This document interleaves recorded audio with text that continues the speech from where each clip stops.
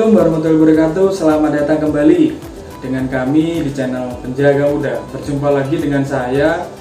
Kali ini saya akan memberikan update informasi kepada kalian semua, dimana informasi ini sangat penting untuk kalian ketahui. Jadi silahkan kalian simak sampai habis, jangan sampai terlewat ataupun tertinggal. Silahkan kalian cermati, silahkan kalian teliti, kalian dengarkan baik-baik. Sebelum kita mulai, jangan lupa untuk klik tombol like terlebih dahulu, lalu klik tombol subscribe dan nyalakan lonceng notifikasinya agar kalian tidak ketinggalan konten-konten selanjutnya. Oke teman-teman, jadi update informasi yang pertama adalah informasi dari BKN.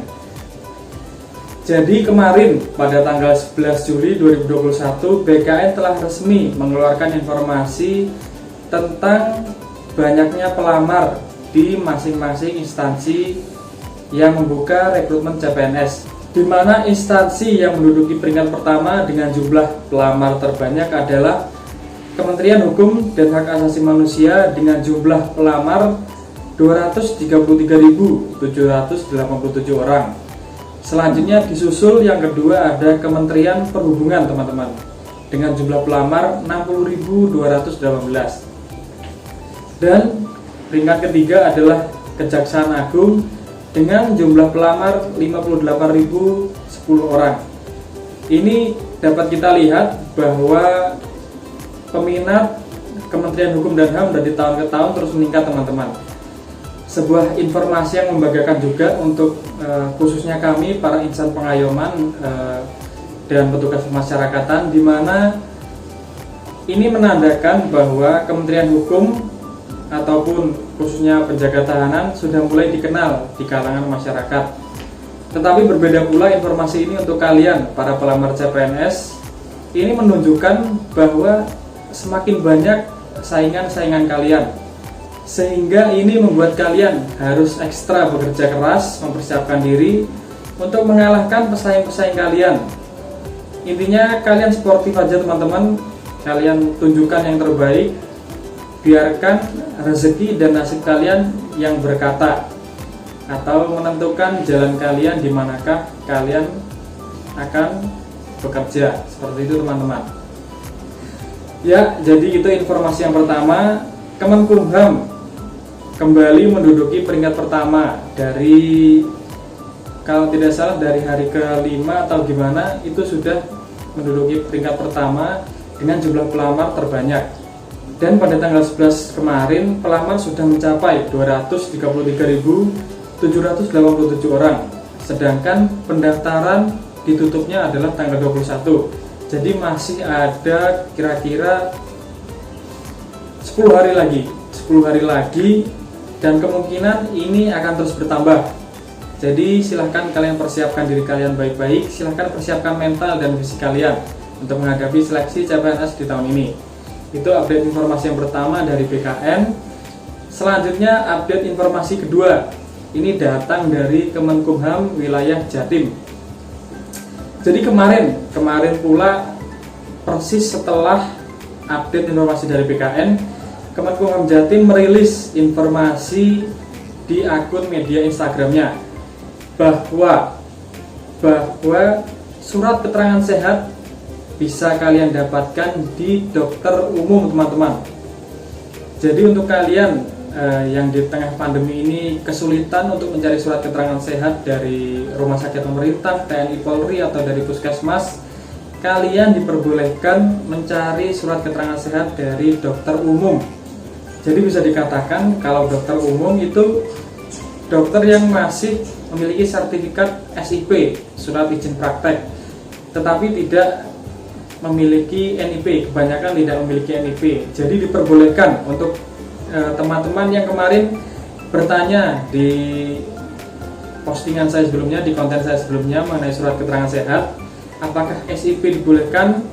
Nah, ini untuk aturan Kemenkumham Jatim, dokter umum atau dokter praktek diperbolehkan teman-teman. Jadi SIP kalian berguna, surat keterangan sehat yang keterangannya dokter SIP itu boleh.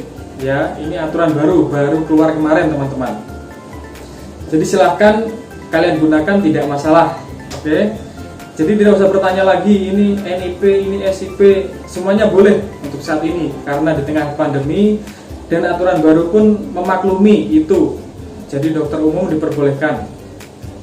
Oke, itu update informasi yang kedua. Selanjutnya saya akan menjawab pula ada beberapa pertanyaan yang masih terus ditanyakan kepada saya, ditanyakan berulang-ulang. Jadi mungkin pesan saya yang pertama, silahkan kalian teliti membaca aturan, kalian cermati aturan-aturannya, sehingga tidak ada pertanyaan-pertanyaan lagi teman-teman. Maksud saya, jika kalian bertanya itu memang pertanyaan yang sulit, jangan pertanyaan-pertanyaan yang remeh-temeh kalian pertanyakan, sedangkan di aturan sudah ada. Permasalahannya adalah kalian tidak teliti untuk membaca aturan-aturan yang sudah ada. Seperti itu teman-teman. Oke, jadi pertanyaan yang pertama adalah, apakah untuk mendaftar penjaga tahanan harus melampirkan sertifikat bela diri atau sertifikat komputer? Jawabannya adalah tidak wajib teman-teman. Kalian tidak wajib melampirkan sertifikat itu, apalagi kalian menguploadnya. Itu kesalahan besar. Di aturan pun tidak tertera untuk mengupload itu untuk penjaga tahanan, ya, untuk penjaga tahanan. Sertifikat hanya digunakan sebagai nilai tambahan teman-teman pada saat kalian SKB wawancara. Tapi jikalau kalian tidak mempunyai sertifikat komputer ataupun sertifikat bela diri, itu pun tidak masalah. Kalian silahkan mendaftar, tidak masalah. Oke, jadi jangan bertanya lagi masalah ini, saya sudah jelaskan. Lanjut, yang kedua adalah, ini masalah tinggi badan juga.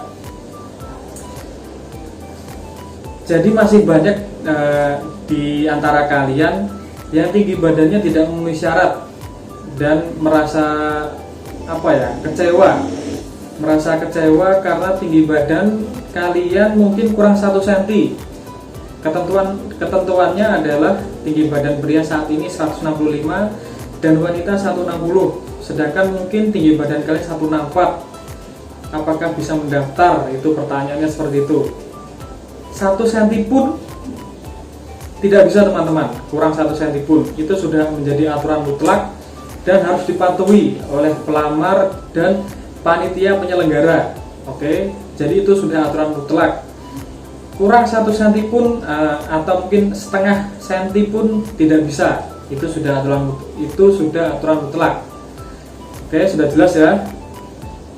Lanjut, ini pertanyaan ketiga, sering juga ditanyakan. Jika saya berasal dari kota A, lalu saya mendaftar kota B, apakah wajib melampirkan surat domisili? Wajib, ya, saya ulangi lagi, wajib. Jika kalian mendaftar di wilayah lain, silahkan kalian membuat surat keterangan domisili di kelurahan teman-teman. Jadi untuk instansi pusat, penerimaan instansi pusat, jika kalian mendaftar di lain daerah, jika kalian mendaftar di luar daerah kalian, di luar domisili kalian, kalian wajib membuat surat domisili, surat keterangan domisili di kelurahan. Oke, ini pertanyaan yang masih sering keluar juga, silakan kalian pahami. Lanjut, pertanyaan yang keempat, apakah gigi berlubang atau punya penyakit lain serta ada kekurangan-kekurangan lain pada kesehatan kalian akan diperiksa? Jawabannya tidak. Oke, sudah cukup jelas ya. Karena yang diperiksa adalah tindik dan tato kalian untuk laki-laki, untuk pria. Apakah kalian bertindik atau bertato? Jika kalian memiliki tindik atau tato, kalian akan dinyatakan gugur. Sedangkan untuk wanita hanya akan dicek tato saja. Oke, sudah jelas ya. Jadi untuk mata, gigi, dan lain-lain tidak dicek untuk pemeriksa keimigrasian dan penjaga tahanan. Selanjutnya, tesnya apa saja? Ini mungkin untuk teman-teman yang baru lulus sekolah terus mendaftar masih bingung tahapan seleksinya seperti apa. Jadi untuk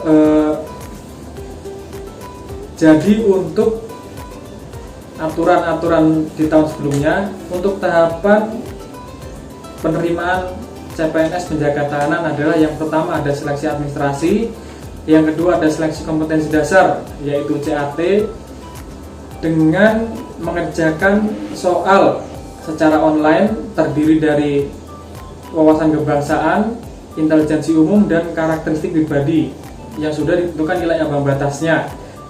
Dan kalian wajib melebihi nilai ambang batas tersebut atau minimal sama dengan nilai ambang batas tersebut. Jika kalian tidak memenuhi nilai ambang batas, maka kalian dinyatakan gugur. Seperti itu teman-teman. Setelah itu, setelah CAT akan ada SKB kesemaptaan, lalu dilanjut SKB wawancara. Oke, sudah cukup jelas ya untuk tahapannya. Selanjutnya pertanyaan mengenai surat lamaran dan surat pernyataan teman-teman. Jadi saya tegaskan sekali lagi, untuk format surat lamaran dan surat pernyataan diperhatikan baik-baik, harus sama persis dengan format yang sudah disediakan.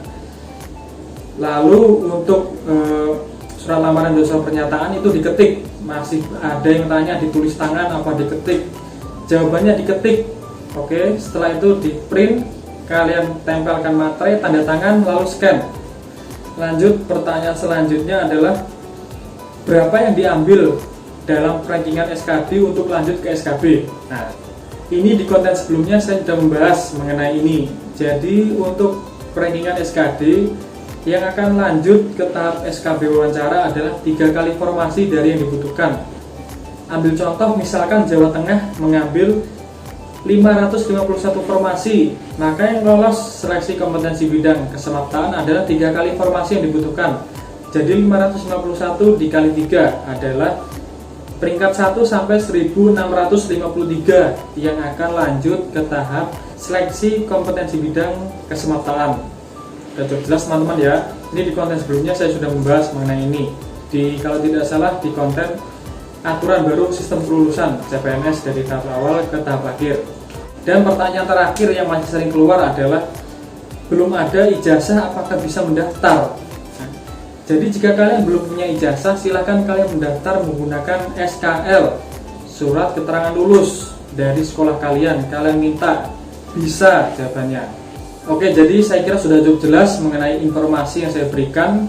Yang pertama ada update informasi dari BKN tentang jumlah pelamar CPNS Kemenkumham pada tanggal 11 kemarin telah mencapai 233.787 orang. Selanjutnya, update informasi kedua mengenai surat keterangan sehat dari Kementerian Hukum Wilayah Jawa Timur memperbolehkan surat keterangan sehat dari dokter umum. Itu update informasi yang kedua. Yang ketiga, saya menjawab pertanyaan teman-teman yang masih sering ditanyakan. Oke. Jadi saya kira sudah cukup jelas mengenai penjelasan saya di pertemuan kali ini. Semoga bermanfaat untuk kalian, berguna untuk kalian, dan menambah wawasan. Semoga dengan adanya informasi ini, terutama informasi mengenai banyaknya jumlah pelamar di Kementerian Hukum dan HAM, kalian lebih bersemangat lagi, lebih mempersiapkan diri kalian. Karena jumlah pelamar sangat banyak, otomatis saingan kalian pun bertambah. Oke teman-teman, saya kira cukup sekian perjumpaan kita kali ini. Dukung terus channel kami dengan cara subscribe dan share sebanyak-banyaknya agar kami dapat terus membagikan informasi-informasi penting seputar CPNS, khususnya CPNS penjaga tahanan. Semoga tahun ini adalah tahun keberuntungan kalian, sehingga kalian dapat bergabung dengan keluarga besar penjaga tahanan Kementerian Hukum dan Hak Asasi Manusia Republik Indonesia. Saya akhiri perjumpaan kita kali ini. Terima kasih untuk kalian sudah menonton. Sampai jumpa di konten-konten selanjutnya. Wassalamualaikum warahmatullahi wabarakatuh.